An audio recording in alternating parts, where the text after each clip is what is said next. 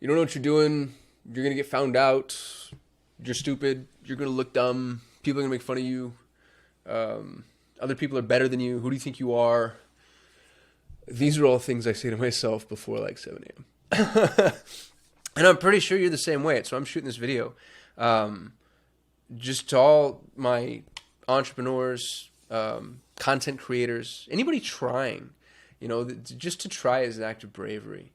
I really like what Brene Brown said. She said that creation is the ultimate attempt at vulnerability. And I think being vulnerable is so critically important, but it's hard to do.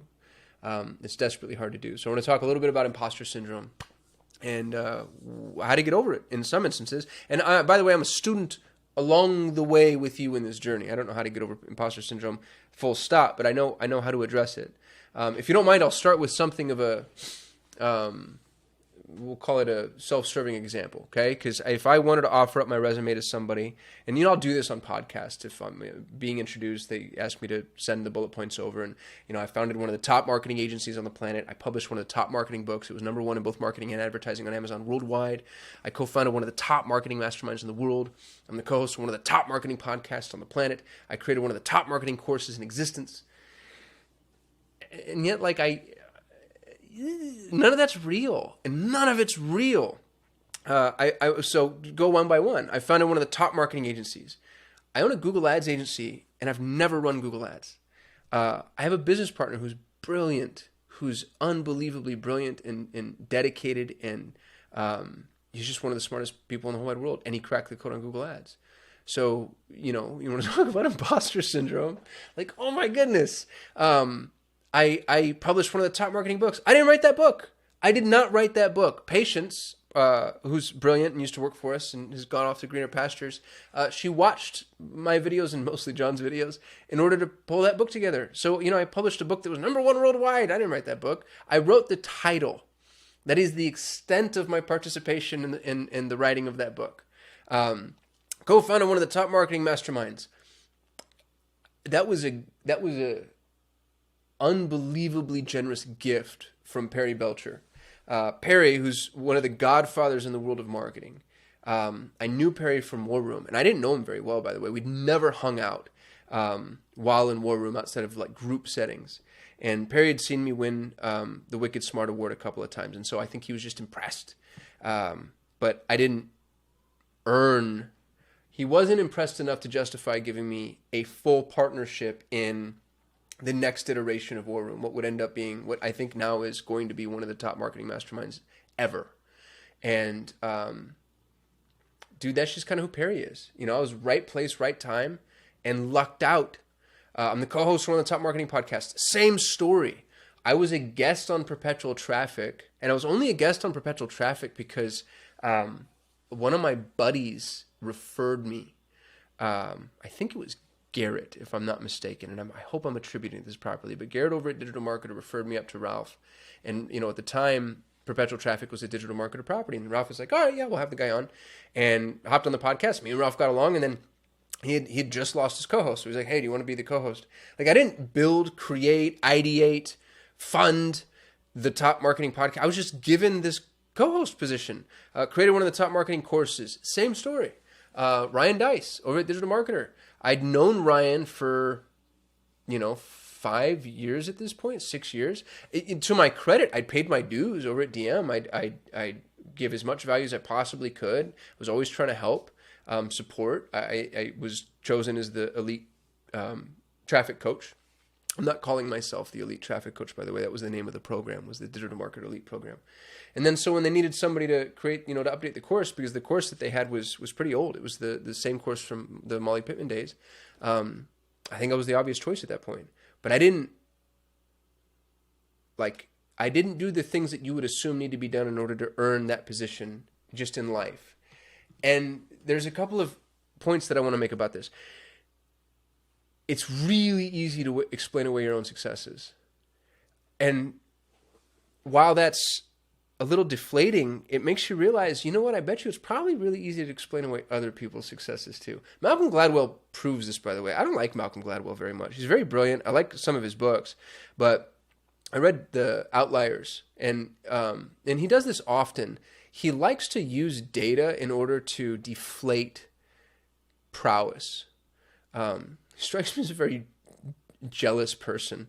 And so instead of looking at like what Bill Gates and Steve Jobs did, for instance, and being like, my goodness, that is amazing. He went in there and been, well, statistically, that was going to happen no matter what. And they were the ones that were closest to the computer, geographically speaking. And if you take the number and it's just like, all right, dude, fine. But like, can we not have heroes? You know what I mean? Can we not celebrate people for what they did instead of sitting there and tearing them down every step of the way? And so if you're going, this is the game you have to opt into playing, okay? You have to opt into playing this game. If you're going to have heroes, then you have to allow for heroic acts. And if you're allowing for heroic acts, then that needs to include you too. And I think that's one of the best ways to get over imposter syndrome is to realize, if I'm going to explain away my own successes, that puts me in a position of trying to explain away other people's successes too. And I don't want to be that person. I don't want to be the type of human being that goes in and like pops other people's bubbles. Like if you've got something, if you've worked for something, if you're positioned somewhere, if you've got the bullet points on your resume, I just want to look at that and be like, wow, like good for you. I'm inspired. I want to do what you've done. Let's go. I think if you're not struggling with imposter syndrome just a little bit, I think that there's probably something wrong with you, to be frank. Like we've met those people too. Those folks that are just a little too proud of themselves, a little too confident, too self-assured, and on one end of the spectrum is obviously like narcissism or conceit, but even setting aside like severe psychological issues, I'd rather be on this side of the line, hopefully a healthy degree close to the center, but I'd rather be cautious in my assumptions about myself and my views of myself. And again, if you're struggling with imposter syndrome, that means that you're on the right side of the line. Now, you might be too far in one direction. And when you're too far in one direction, it's when you're paralyzed. It's when you're fearful. It's when you don't want to try. You don't want to create. You don't want to move forward. Imposter syndrome, to some degree, means that you're approaching life with an adequate degree of humility, which is what we want. It's what we want from you. But if you allow it to get into your way, if you allow it to stop you. I feel this way about public speaking. Public speaking is really interesting to me. When I'm on stage, and I've been on the biggest stages in the marketing world now, and what that tells me is it's not the smartest guy on stage, guy or gal. It's the smartest person who's also willing to take that risk. And that's a really big asterisk. And I've noticed consistently throughout my entire professional life, it's never the smartest person speaking, ever. I run a mastermind now, the Driven Mastermind, and I see this in the mastermind all the time. We'll have a conversation for 45 minutes on a topic, and it's the same 2, 3, or 4 people, the loudest, most boisterous people offering the most fervent advice. And then right at the very end, somebody kind of like keeps their hand up and says, what if we tried, and then drops insane value. And you dig into what it is that they're saying, and you find out that they actually have 20 years of experience here, and through trial and error and real actual data, but they weren't willing to put themselves out there. And one, it's a tragedy and we should be better at creating an environment where those people feel comfortable speaking up. 2, those people need to do us the service of speaking up. You need to do other people the service of speaking up. You need to allow for the idea that what you have to say is important, maybe vitally important. Maybe what you have to say, what you have to create, what you have to put out into the world is going to impact people in a substantive way. And by the way, this doesn't have to be like life-changing, Tony Robbins, hoorah, whatever. This could just be helping people fix their plumbing. Right? Like that's actually, it's such a benign example, and I don't know why we always go to plumbers for examples. Probably because it's a dirty job. But if you've ever had like a clogged toilet that you couldn't get unclogged, that's a very big problem. It'll stop your whole life. Especially if you have kids. It's like, Dad, I need to go to the bathroom. It's like, well, you can't right now. And you hop on YouTube, and then there's somebody who took the time to explain, hey, here's how you isolate the problem. Here's how you fix the problem. Like that is a person that's taken their voice and used it in a way that's made other people's lives better. Alric Heck's a really good example of this. Alric, before he was the world authority on YouTube, he was just teaching people how to use their iPhone. And if you go back and look at his videos, we were poking fun at him at Perpetual Traffic. He started when he was 12 years old. The videos aren't good at all. It's just 12-year-old Alric's hand and a camera on the iPhone, and he's kind of explaining how to use the various apps. And you think, man, these videos are, they're not great. It's a young kid. He's got a lot of ums and ahs, and they're so easy to beat down. But then, you flip the script on that and think, well, gosh, especially at the time, who else was willing to put themselves out there and start telling people how to use their iPhone? Except this 12-year-old, insanely brave kid who's like, I'll do it. You can make fun of me and my lighting's bad and I don't really know how to record media and, I'm not an adept public speaker yet. He's phenomenal now, by the way. But, at the time, he's kind of just figuring life out. And because he was willing to put himself out there that way, you look at him, he was financially free before he could vote. It's amazing. What an amazing story. And there's something about being willing to do that, being willing to accept the imposter syndrome. You don't necessarily even want to get over it. And I think maybe that's the concept that I've been trying to find here to do with you as I brainstorm live on this video. Maybe it's not about getting over imposter syndrome. Maybe it's about accepting it, wearing it like a badge of honor, and then doing it anyway. With authenticity. That's where I think people get really freaked out, is they think like, oh, I need to pretend. I need to present this image. No, you don't. You don't. Just get out there, be you. And if you don't know the answer, don't pretend like you know the answer. That's different. That's lying. Imposter syndrome is different. It's why it's syndrome. It's not just imposter. Because you can also just be an imposter, by the way. But imposter syndrome is feeling like you're an imposter when you're not necessarily. Maybe you're a level 7 and you feel like it should be a level 10 explaining these concepts. Well, fine. The level 10's not willing to do it.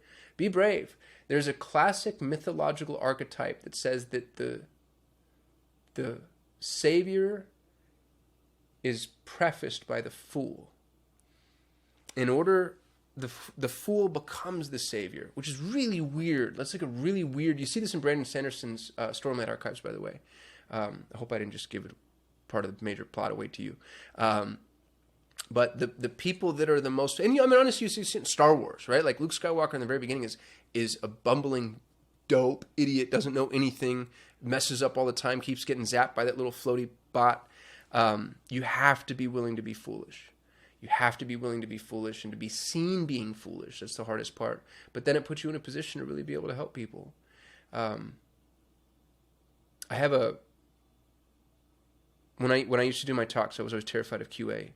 And the Q&A piece of the talk is now my favorite, but at the time, I used to talk a lot about Facebook ads, which is really funny and should layer on to the complexities of my imposter syndrome. I don't know if anybody knows that. We were, when we were a full funnel agency, we were deep into Facebook. I taught Infusionsoft's entire team how to use Facebook ads. We'd put a deal together with them at some point where we were actually going to run Facebook ads for all Infusionsoft customers. They ended up going back on that deal in a really shady way, to be honest with you. But I was the Facebook ad expert. I spoke at Icon. I spoke at PartnerCon on Facebook ads, advanced Facebook ad strategies. And when I would get up there, I was so afraid that somebody would ask me a question I didn't know the answer to.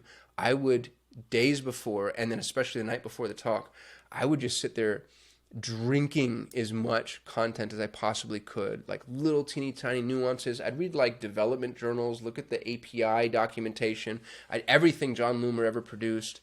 And I'd get so scared to be on stage and have somebody ask me something I wouldn't know the answer to. And two things happened. The first one is all the questions. I was going triple PhD deep, and the questions were all like surface. All right, well, how do I make sure the pixel fires on? And it's like, oh, okay. Number one.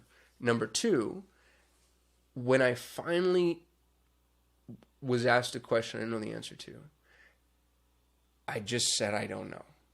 And what was really interesting about that is I earned more trust from the audience in that moment than I possibly could have spouting all the answers for 45 minutes. Everybody's like, oh, cool, thanks, dude. I appreciate it. Now, you can't just say I don't know and walk away. It's, I don't know, but, well, I'll figure that out and I'll crack the code, or here's maybe what I think. But it's funny, people are willing to they're willing to watch the student learn. You know, my children go to Montessori school. I'm obsessed with Montessori education for so many reasons. If you take the 5 most important brands in the world, you'd have Google, Apple, Microsoft, Facebook, and Amazon. 4 out of 5 of those founders went to a Montessori school. 80% of the most impressive brands in the world, the founders come from Montessori education. And you think like, oh, that's pretty impressive. It's more impressive when you realize that Montessori makes up 0.0000002% of the available education in North America. It's unbelievable what Montessori can produce. Montessori has very, very strict pedagogical rules. And then a lot of non-strict things, but there's a couple of things that Maria Montessori was obsessive with, and one of them was multi-age classrooms. So, you know, if you're a 4-year-old, you're also in the classroom with 5 and 6-year-olds. And what's cool about that is the 4-year-old learns from the 5-year-old. And the 5-year-old, while teaching the 4-year-old, learns too. Learns to be a leader, learns to grow, learns how to learn. Because to learn something in order to do it is way different than learning something in order to teach it. And the 4-year-old is in a better position because they're learning from somebody who understands their context from a recency perspective.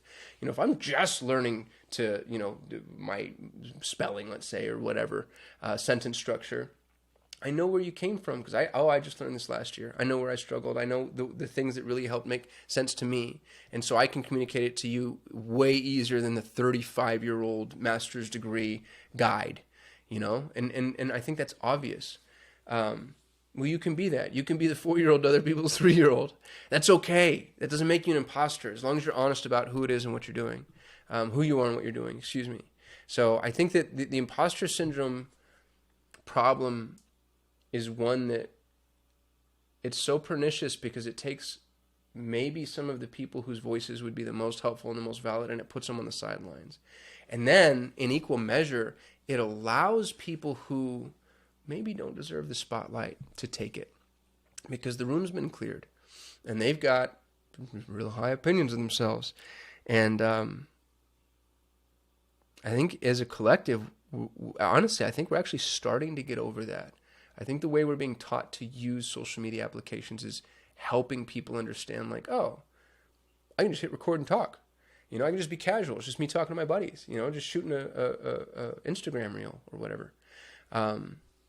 So, you know, that's my ask maybe, is just get out there, create, be authentic, be vulnerable. Accept the imposter syndrome, wear it like a badge. Don't try to dump it entirely. That's the wrong thing to do. That's a really good signal. It's just a really good thing to pay attention to. But don't allow it to limit your ability to serve. That's the take-home message. I hope this is helpful. I really appreciate y'all watching, everybody who's subscribed. Y'all make my day. Every day I get to wake up, I go and I check my YouTube channel, and I'll see like 700 views, 1,200 views, 500 views, and I'm like, that's 500 real people, you know, 500 souls that I've been able to somehow impact, maybe not all positively. But it's a big deal, and it helps me get over my imposter syndrome. So thank you. I shoot a video every day. Like, comment, subscribe. I'll see you tomorrow.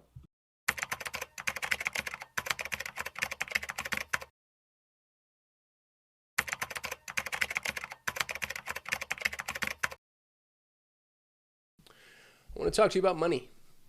Money's an uncomfortable topic for so many reasons and for so many people. Which is really frustrating, especially as a young entrepreneur, because nobody would ever talk to me about it.